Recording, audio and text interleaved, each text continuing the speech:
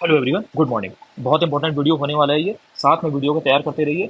एक बार आपको हार्डली और पढ़ना पड़ेगा और आपको ये सारी चीज़ें एकदम याद हो जाएंगी और एग्जाम में ये सब चीज़ें ही आती हैं। आपको मालूम है कि करंट अफेयर्स को अभी से पढ़ना बहुत जरूरी है। ठीक है, बात करता हूँ टू द पॉइंट, इधर उधर की कोई बातें नहीं होगी। भारतीय महिला टीम का जो बांग्लादेश दौरा था ये मैंने आपको यहाँ तक बता दिया था। इसमें राधा यादव ने बहुत अच्छा परफॉर्म किया था, ये आपको याद हो गया है। अब इसके बाद कुछ कुछ बहुत इंपॉर्टेंट स्पोर्ट्स की पर्सनैलिटी है, उनको आपको याद रखना है। ठीक है, बहुत ही चर्चित खिलाड़ी रहे हैं। कौन कौन है? सबसे पहले इसमें याद रखना है यार, स्कॉट फ्लेमिंग है। स्कॉट फ्लेमिंग है कौन? भाई ये अमेरिका के बास्केटबॉल के कोच हैं। अब ये इंडिया की जो सीनियर पुरुष बास्केटबॉल की टीम है उसके हेड कोच बना दिए गए हैं। मतलब ये अमेरिका के बास्केटबॉल के कोच थे। अब इंडिया इनको इंडिया की जो मेंस की बास्केटबॉल की टीम है ना, बास्केटबॉल की, उसका हेड कोच बना दिया गया है। ठीक है, तो ये स्कॉट फ्लेमिंग है, बहुत इंपॉर्टेंट, याद रखना। इसके बाद है शेरिफ लावल। ये कौन है? ये 29 साल के। एज इतना इंपॉर्टेंट नहीं भी है, मेन ये याद रखो कि ये है कहाँ के। तो ये ब्रिटिश मुक्केबाज है, ब्रिटिश बॉक्सर है। क्या नाम है? शेरिफ लावल। इन्होंने प्रोफेशनल मुक्केबाजी में जैसे ही अपना ये पहला मैच खेल रहे थे तो ये फेंट हो गए, बेसिकली बेहोश हो गए, और गिरने के बाद में इनकी डेथ हो गई, एक्सपायर कर गई है। ठीक है, तो ये बहुत इंपॉर्टेंट है, याद रखना। अब क्या रीजन रहा क्या रहा वो आप गूगल पर जाकर के खुद पढ़ोगे, लेकिन बस इतना इंपॉर्टेंट एग्जाम के उससे है कि इनका पहला मैच था, पदार्पणा मैच था प्रोफेशनल बॉक्सिंग में, और उसी में ये शेरिफ लावल ब्रिटिश मुक्केबाज थे, ब्रिटिश बॉक्सर थे, और ये ही गॉट एक्सपायर्ड। इसके बाद बात आती है पी श्याम निखिल की। अब ये पी श्याम निखिल कौन है? भाई ये तमिलनाडु के चेस प्लेयर हैं। पी श्याम निखिल जो है तमिलनाडु के चेस प्लेयर हैं। ये इंडिया के 85, ठीक है, चेस के ग्रैंड मास्टर बने हैं, शतरंज के ग्रैंड मास्टर बने हैं। ये तमिलनाडु के शतरंज खिलाड़ी हैं, पी श्याम निखिल, बहुत इंपॉर्टेंट है, भारत के 85वें।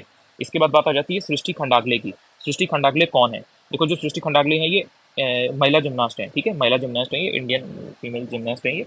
इन्होंने हांगकांग में, कहाँ पर? हांगकांग में ट्रैम्पोलिन एशियाई चैंपियनशिप में, क्या है ये? ट्रैम्पोलिन एशियाई चैंपियनशिप है, एशियन चैंपियनशिप है ट्रैम्पोलिन। ठीक है, सिल्वर मेडल अपने नाम किया है। और ये ध्यान रखना कि ये जो कंपटीशन है ट्रैम्पोलिन एशियन चैंपियनशिप जो हुई है, इसमें भारत का ये पहला पदक था। ठीक है, हिस्ट्री में आज तक कभी भी इंडिया ने मेडल नहीं जीता था, बट ये जो भारतीय महिला जिम्नास्ट है ना, सृष्टि खंडागले, इन्होंने जीता है। तो ये बहुत इंपॉर्टेंट नाम है, बहुत इंपॉर्टेंट पर्सनैलिटी है, इनका नाम आपको याद रखना है। देन बात आ जाती है दीपा कर्माकर की। ये भी भारतीय महिला जिम्नास्ट है, जस्ट लाइक सृष्टि खंडागले। इन्होंने उज्बेकिस्तान के ताशकंद में, ताशकंद क्या है? कैपिटल है उज्बेकिस्तान की। साथ ही साथ ज्योग्राफी का भी चीजें रिलेट करते रहो। वहां पर एक कंपटीशन हुआ था, एशियाई महिला आर्टिस्टिक जिम्नास्टिक चैंपियनशिप 2024। ठीक है, एशियन वुमेन आर्टिस्टिक चैंपियनशिप 2024। ठीक है, इसमें जो महिला वर्ल्ड अपरेट्स कंपटीशन होता है ना, उसमें गोल्ड मेडल जीता। बेसिकली जो दीपा कर्माकर है, महिला जिम्नास्ट है, इन्होंने गोल्ड मेडल जीता है। उज्बेकिस्तान के ताशकंद में कंपटीशन हुआ, कंपटीशन जो था वो एशियाई लेवल का था, महिलाओं का ऑब्वियसली। इसमें जो ये एशियाई महिला आर्टिस्टिक जिम्नास्टिक चैंपियनशिप थी ना, इसमें भारत का पहला गोल्ड मेडल है। मतलब आप देख रहे हो कि जिम्नास्ट के फील्ड में कितना तगड़ी तगड़ी चीजें हो रही है, कि लाइक दीपा कर्माकर ने जो यहाँ पर मेडल जीता है वो पहला गोल्ड मेडल है इस पर्टिकुलर टूर्नामेंट के हिस्ट्री में इंडिया की तरफ से। और जो सृष्टि खंडागले हैं, उन्होंने ट्रैम्पोलिन वाले में पहला मेडल अपने नाम किया था, वो सिल्वर मेडल था। ये दोनों आपने जिम्नास्ट की फील्ड में दिखे। इसके बाद में आता है प्रीति स्मिता भोई। अब ये कौन है? जो प्रीति स्मिता भोई है ना, ये इंडिया की है ऑब्वियसली। कहाँ की रहने वाली है? उड़ीसा की है ये 15 साल की हैं, और ये वेट लिफ्टर है। ठीक है, भारोत्तोलक है, महिला भारोत्तोलक है, वेट लिफ्टर है ये। इन्होंने पेरू के लीमा में, अब लीमा क्या है? लीमा कैपिटल है किसकी? पेरू की। साथ ही साथ में रिलेट करते चलो, तो पेरू के लीमा में इन्होंने जो आईएमएफ वर्ल्ड यूथ चैंपियनशिप 2024 हुई है, भाई यूथ वाली है तो ऑब्वियसली इनकी एज भी कम ही है, तो उसी में ऑब्वियसली ये पार्टिसिपेट भी इसीलिए कर रही है। तो ये उड़ीसा की थी, 15 साल की हैं ये, और इन्होंने 133 किलो वजन उठा करके, जो 40 kg की कैटेगरी है, उसमें इन्होंने खिताब जीत लिया है। ठीक है, अब स्नैच में इन्होंने 57 जीता, क्लीन एंड जर्क में 76 जीता। तो ये थोड़ा सा याद रखो। देखो, दो तरीके होते हैं, मतलब थोड़ा बहुत भी अगर आपको बॉडी बिल्डिंग या वेट लिफ्टिंग का अगर थोड़ा बहुत भी आइडिया हो, तो उसमें एक तरीका होता है स्नैच, एक होता है clean and jerk. Clean and jerk वो होता है जिसमें एकदम से पूरा जो बार होती है उसको ऊपर लेकर के जाते हैं शोल्डर के ऊपर, तो वो जो होता है क्लीन एंड जर्क होता है। तो वो उसमें इन्होंने 76 kg उठाया। स्नैच जो था उसमें एकदम से बस ऊपर करते हैं, तो वो वाला जो होता है उसमें 57 उठाया। टोटल इन्होंने 133 उठाया। और ये बहुत इंपॉर्टेंट है, उड़ीसा की है, याद रखना कि इसमें इन्होंने गोल्ड मेडल जीता है। प्रीति स्मिता भोई पूछा जा सकता है दो स्टेटमेंट की फॉर्म में। इसके बाद आपका आता है नरसिंह पंचम यादव। अब ये नरसिंह पंचम यादव कौन है? ये पहले के बहुत ही मतलब पुराने ये भारतीय पहलवान रहे हैं। इनको भारतीय कुश्ती महासंघ, यानी कि जो रेसलिंग फेडरेशन ऑफ इंडिया है, उसके एथलीट कमीशन का नया चीफ या अध्यक्ष बना दिया गया है, नरसिंह पंचम यादव। याद रखिएगा, जो रेसलिंग फेडरेशन ऑफ इंडिया है उसके एथलीट कमीशन का अध्यक्ष इनको बना दिया गया है, और ये भारतीय पहलवान है। इसके बाद जो इंपॉर्टेंट कुछ कुछ और पर्सनैलिटी है उसमें आपको याद रखना है कामी रीता शेरपा। अब ये कामी रीता शेरपा कौन है? भाई ये सबसे पहले तो इनकी आप एज याद रखो, 54 साल की हैं ये। ठीक है, ये नेपाली शेरपा गाइड हैं और पर्वतारोही हैं, यानी कि माउंटेनियर हैं और बाकी गाइड भी हैं। ठीक है, शेरपा और नेपाली शेरपा हैं ये। माउंट एवरेस्ट वगैरह पे जैसे चढ़ाई कर रहे हैं तो उनको सपोर्ट करते हैं, उनको गाइड करते हैं कि भाई कैसे जाना है, क्या जाना है। हर किसी का अपना एक गाइड होता है। तो रिकॉर्ड इन्होंने 30वीं बार माउंट एवरेस्ट को फतेह किया है। कब किया है? मई 2024 में, 30वीं बार, बहुत बड़ी बात है। 54 साल के हैं ये, 30वीं बार किया है। नाम क्या है इनका? कामिरीता शेरपा। इसके बाद बात आती है ज्योति रात्रे की। अब ये ज्योति रात्रे कौन है? ये मध्य प्रदेश की हैं, 55 साल की हैं ये, और ये फीमेल माउंटेनियर है। ठीक है, ज्योति रात्रे 55 साल की एज है, आप समझ सकते हो। एंड माउंट एवरेस्ट पर चढ़ने वाली सबसे उम्रदराज, सबसे एजेड इंडियन वुमेन बनी है ये, ज्योति राफले, बहुत इंपॉर्टेंट है, ये याद रखना है, आ भी सकता है ये। इसके बाद जो है वो भी बहुत इंपॉर्टेंट है, काम्या कार्तिकेयन। अब ये काम्या कार्तिकेयन कौन है, याद रखना। ये मात्र 16 साल की हैं और ये भी फीमेल माउंटेनियर है, काम्या कार्तिकेयन। इन्होंने क्या किया है, इन्होंने नेपाल की तरफ से माउंट एवरेस्ट पर चढ़ने वाली भारत की सबसे कम एज की माउंटेनियर ये बन गई है। ध्यान रखना, माउंट एवरेस्ट पर तो बहुत से लोग चढ़ रहे हैं, लेकिन ये भारत की एक तो सबसे कम उम्र की पर्वतारोही है, सबसे कम एज की माउंटेनियर है। दूसरी बात ये है कि ये नेपाल की तरफ से चढ़ने वाली। इसके बाद आपको पता होना चाहिए कि जो माउंट एवरेस्ट पर चढ़ने वाली भारत और वर्ल्ड की, यानी कि इंडिया की और वर्ल्ड की सबसे कम उम्र की जो महिला पर्वतारोही है, जो फीमेल माउंटेनियर है, वो पूर्णा मालावत है। मतलब पूर्णा मालावत का एक अलग ही नाम है। बट ये जो है काम्या कार्तिकेयन, ये भी कुछ कम नहीं है, इन्होंने ये काम करके दिखाया है नेपाल की तरफ से। ठीक है, याद रखना। बाकी जो ये वाला है ये उतना इंपॉर्टेंट नहीं है, बस ये ऊपर के जो तीन है इन्हीं से आपका आंसर आराम से निकल जाएगा, फिर एग्जाम में आएगा। ये दो नाम याद रखना, ये सबसे एजेड है, ये सबसे यंग है। इसके बाद बात आ जाती है पीवी सिंधु जी की। ये भारतीय महिला बैडमिंटन खिलाड़ी हैं, आपको पता है, सेंसेशन है भाई।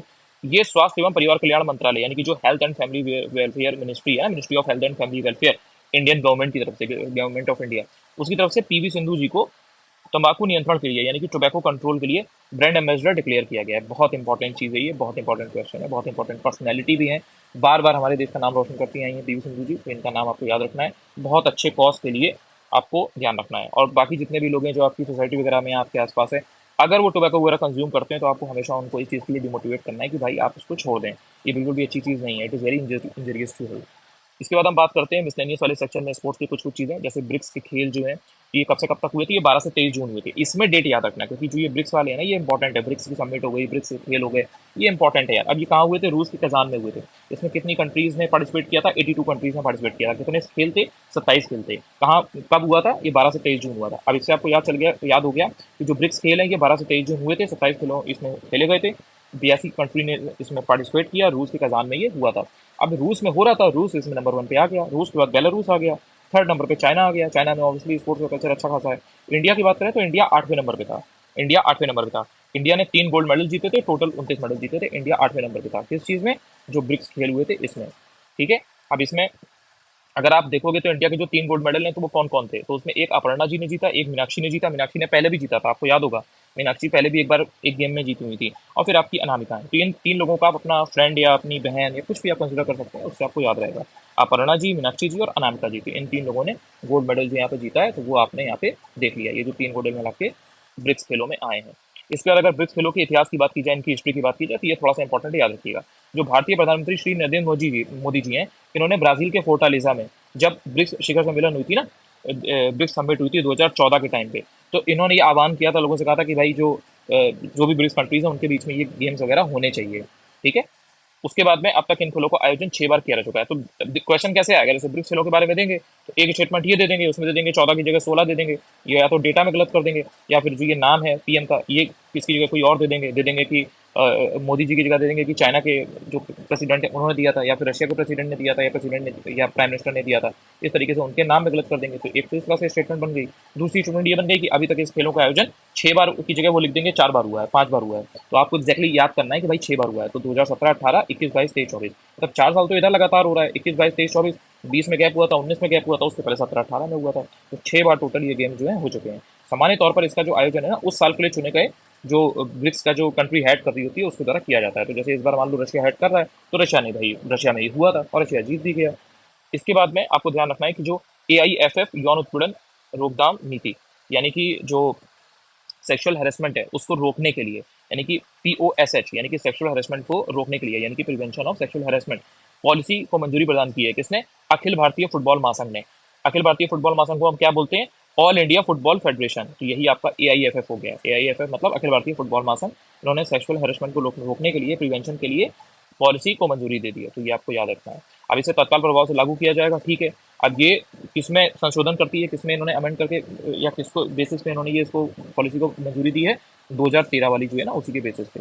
इसके बाद में लास्ट ये है कि भाई ऑब्वियसली बात है कि एक सेफ एंड इंक्लूसिव एटमॉस्फेयर हमें सुनिश्चित करना है जितने भी खिलाड़ी वगैरह हैं उनके लिए। तो ये बहुत इंपॉर्टेंट है, याद रखना। किसने किया है, AIFF ने। इसके बाद आपका आ जाता है जो फीफा महिला वर्ल्ड कप है 2027, तो इसका मेजबान कौन है, मतलब कहाँ पर बेसिकली होगा, कौन इसको होस्ट करेगा, जो होस्ट करने वाली कंट्री है वो कौन है। ये फीफा वर्ल्ड कप तो है, देखो ऐसे याद किया करो, जैसे फीफा वर्ल्ड कप है कब हो रहा है, 2027 में, लेकिन ये महिला वाला है, ये वुमेन वाला है, ये मेन वाला नहीं है। अब ये 74th है।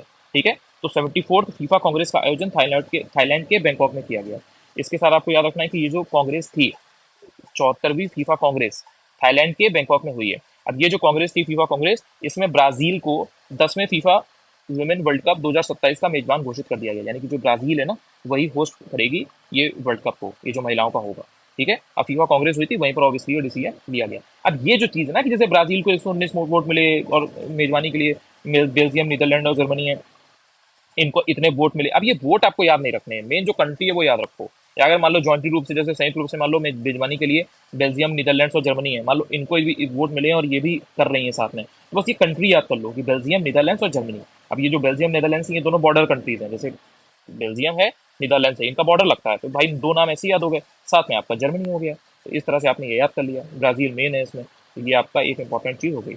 इसके बाद में आप बात करोगे एशियाई फुटबॉल परिसंघ की, यानी कि जो आपका एशियन फुटबॉल जो कॉन्फेडरेशन है, उसकी बात हो रही है। तो ये जो 12 साल की जो समय सीमा थी ना, उसको समाप्त कर दिया गया है, यानी कि वरिष्ठ अधिकारियों के लिए जो 12 साल का कार्यकाल, इनका जो टेन्योर है वो 12 साल का रहेगा। तो ये जो समय सीमा थी ना, इसको इन्होंने खत्म कर दिया गया है। अब ये जो एएफसी का जो मैंने आपको बताया ना, एएफसी यानी कि एशियन फुटबॉल कॉन्फेडरेशन, तो अब इनका जो ये कदम आया है, इससे क्या होगा कि जो वर्तमान में अध्यक्ष हैं, यानी कि शेख सलमान बिन इब्राहिम अल खलीफा, ऐसे तोड़ तोड़ के याद करो, शेख सलमान बिन इब्राहिम अल खलीफा, अब ये दोबारा से एलिजिबल हो गए हैं 2027 में फिर से इलेक्शन लड़ने के लिए, क्योंकि 12 साल का इन्होंने जो लिमिट थी, जो टेन्योर की, उसको इन्होंने खत्म कर दिया है। इसके बाद आपकी बात आती है जो आपकी फोर्ब्स की। तो ये जो फोर्ब्स के 2024 में जो सबसे ज़्यादा पेमेंट पाने वाले, सबसे ज़्यादा पैसा पाने वाले आप ऐसे तो खिलाड़ी हैं जो, तो उसमें कौन कौन लोग हैं, तो इसमें जो टॉप 6 खिलाड़ी हैं उसके आपको नाम याद रखने हैं। उसमें भी दो मेन होते हैं, दो तीन मेन होते हैं। जैसे सबसे पहले नंबर पे कौन है, क्रिस्टियानो रोनाल्डो है, फुटबॉल के बहुत इंपॉर्टेंट खिलाड़ी हैं। अब 260 मिलियन डॉलर है, लेकिन ऐसे याद रखो, बहुत ज़्यादा ध्यान नहीं रखना है, लेकिन थोड़ा सा बस एक बार ध्यान में रखो कि 260 मिलियन डॉलर है। नंबर 1 पे कौन है, बस ये याद रखो। वो उनके पैसे हो सकता है ना भी पूछे, कितना उन्होंने कमाई की है एक साल में, वो ना भी पूछे, बट ना पूछ सकता है। तो आपने पहले नंबर पे क्रिस्टियानो रोनाल्डो देख लिया।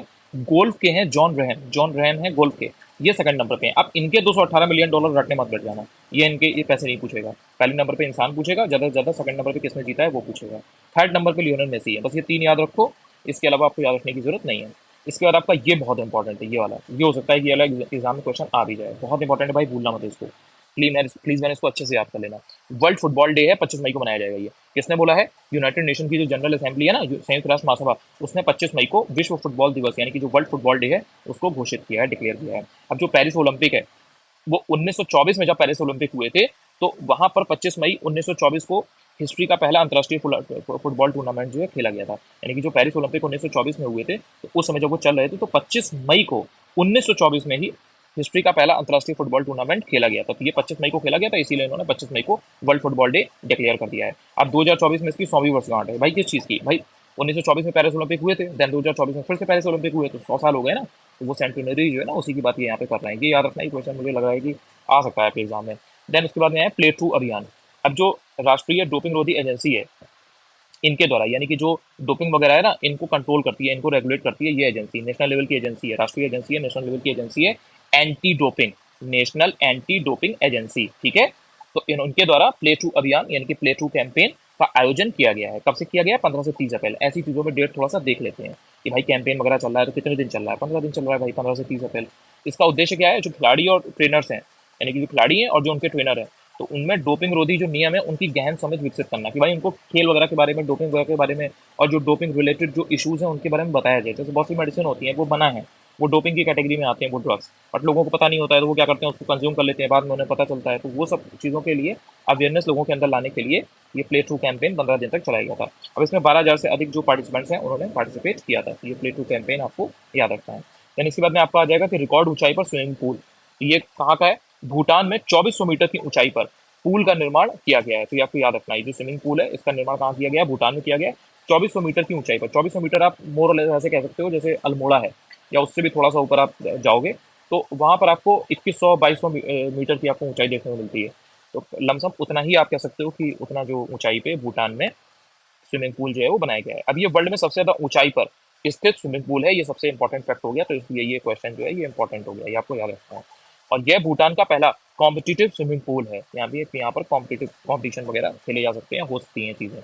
इसके बाद में आ जाता है भारतीय मुक्केबाजी महासंघ, यानी कि जो बॉक्सिंग के लिए इंडियन लेवल पे जो आपका फेडरेशन है उसकी बात हो रही है। तो ये जो विश्व मुक्केबाजी का नया सदस्य बन गया है भारतीय मुक्केबाजी महासंघ, यानी कि जो वर्ल्ड लेवल पे बॉक्सिंग हो रही है उसका जो पूरा कॉन्फेडरेशन है, उसमें भारतीय मुक्केबाजी महासंघ जो है नया मेंबर बन गया है। ये आपको याद रखना है। अब इसमें जो वर्ल्ड बॉक्सिंग है ना, इसको अप्रैल 2023 में लॉन्च किया गया था। भारत तो अब नया सदस्य इसमें बनाया, भारत की तरफ से जो भी मुक्केबाजी महासंघ है, लेकिन अप्रैल 2023 में इसे लॉन्च कर दिया गया था। तो ये मैंने यहाँ पर जितने भी इंपॉर्टेंट पर्सनैलिटीज और इंपॉर्टेंट पॉलिसी वगैरह है, जो भी चीज़ें थी उनको मैंने करा दिया है। चैनल पर अगर आप पहली बार आए हो और आपको वीडियो अच्छा लगा था या कुछ भी हेल्प हुआ करे तो चैनल को यार सब्सक्राइब भी कर सकते हो। टेलीग्राम जरूर ज्वाइन कर लेना, सेम इसी नाम से है, ठीक है, अनुज चतुर्वेदी ऑफिशियल। लगातार अच्छे से पढ़ते रहो, चलो बाय।